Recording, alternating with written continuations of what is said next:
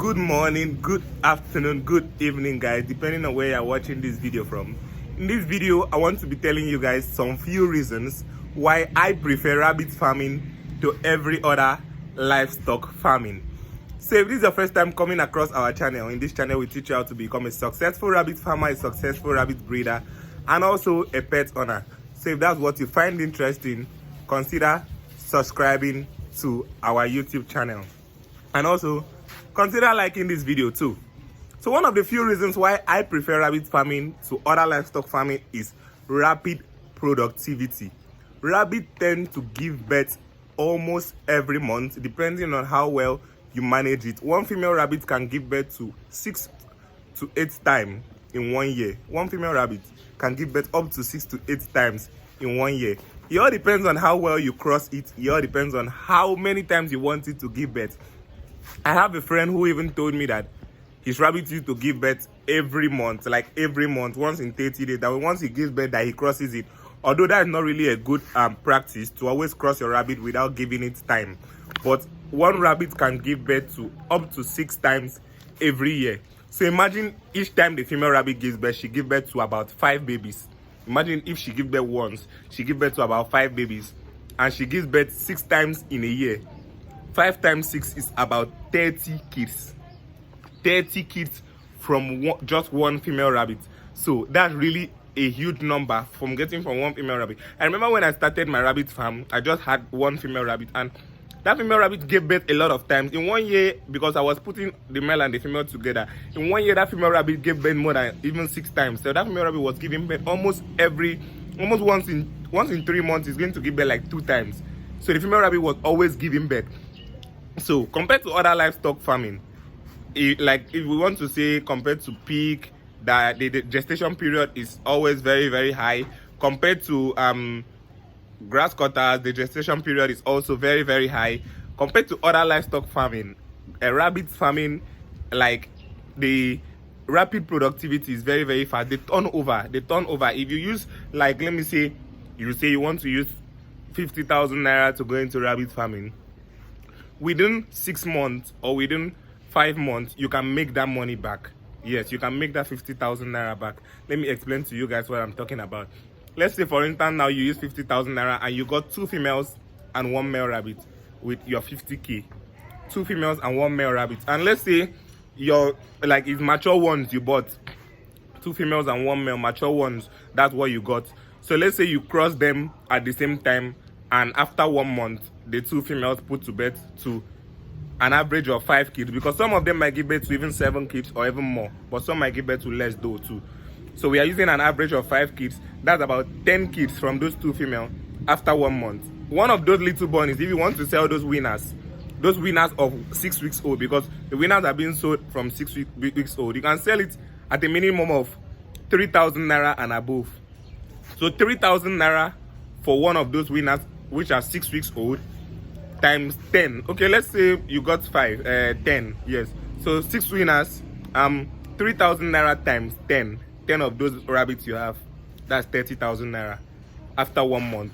If you were able to get 10, although some people get a lot of mortalities, some people, their rabbit tend to die plenty, so most times they don't really get much winners out of it. But no matter how you still do it, the rabbit farming will still be very profitable, because anyhow the rabbit wants to die, like any amount of mortality you want to get, there's no way you can't get up to 7 to 6. Even that 6 can still give you about 20-something thousand naira after like 1 month. So let's say you took like 8 weeks to get those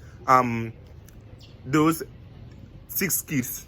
That's about 24 or to 25,000 naira after like 8 weeks. It's not really a bad one. Getting that kind of amount after 8 weeks with just a 50,000 naira investment and little quantity of feed. If you know the right feed, that will not really be too expensive for you. And also another thing with rabbit farming is that low cost of feeding. Rabbit farming is not really expensive to feed, like compared to other livestock farming like the poultry. A lot of you guys that are into poultry farming, I'm also into poultry farming. I do poultry farming too. So you guys know how expensive feeding those little chicks are. You guys know how expensive feeding chicken are. Feeding chicken currently is like feeding humans. So their feed is really, really expensive currently. So if you are going into poultry farming, you need a lot of capital to start.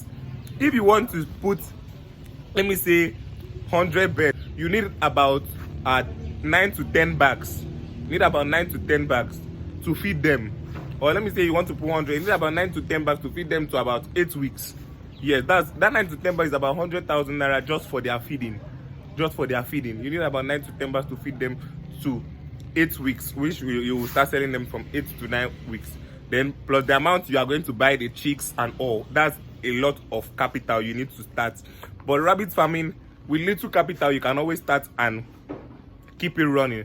Another thing with rabbit farming is that rabbit farming requires very little space. Rabbit farming does not want a lot of space, like very big land for you to put maybe the chickens or the pigs or the goats. The goats needs to be you need to put them in a kind of way that they need to graze, or they need a lot of space to stay. Compared to the rabbit farming, with a very little space, you can build their cage. Look at the kind of space I used for this particular setup here. This place is not even up to, like, it's not really big like that. It's just a little space. Yes, this is what I use for this particular setup. This kind of space here, if you want to use it for poultry, before you build the house all and roof it, you will see that it will still be very small depending on how many beds you want to put. But rabbit farming, very, very little space. You can always start. Even with 4 room cages, you can get 3 females and 1 male. I have a friend who has 3 females and 1 male rabbits. He has 4 room cages. Anytime his rabbit gives birth and the bunnies are up to stage that he's going to sell it, he's going to call me that I want to sell out my bunnies because I don't have space. And he says he does not want to expand out, like he does not want to expand more than that. He just wants to be running on that 3 female and 1 male. So anytime he gets the bunnies ready, I'm just going to pick it up from him and paying him the money. So that's how we do it. Yes, so you can always run it in a very little space and still get anything you want to get out of it. So rabbit farming is very, very interesting. For those of you guys that are still thinking, should I still go into rabbit farming? Yes, I think so. You can just try it. With that little space in your backyard, your little space in your backyard is wasting. Yes, it's wasting. Use it to start making money. Once you get your rabbits and you have your feeds intact, you don't have any other problem.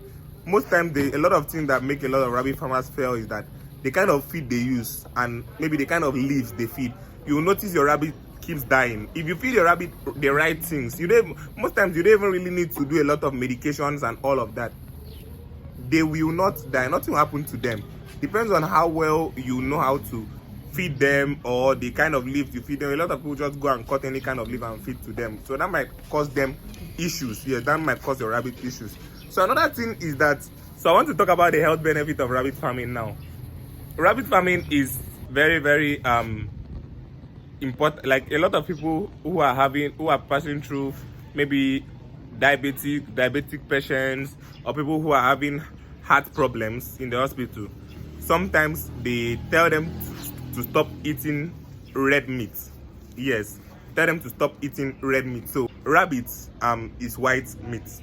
Rabbit is white meat. So they tell them to stop eating red meat. For those of the people that have diabetes or heart issues, they start eating rabbit meat. Rabbit meat is low in fat and also in cholesterol. So for those of you guys that don't know, rabbit is the best white meat any person can eat. The best white meat in the market.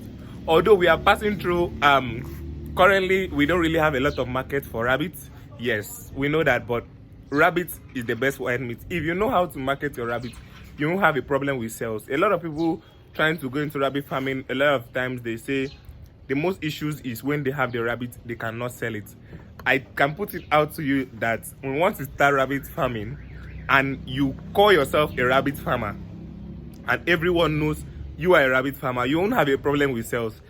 Most times the rabbit I even sell are from people that just, this particular person told this person that I have a rabbit.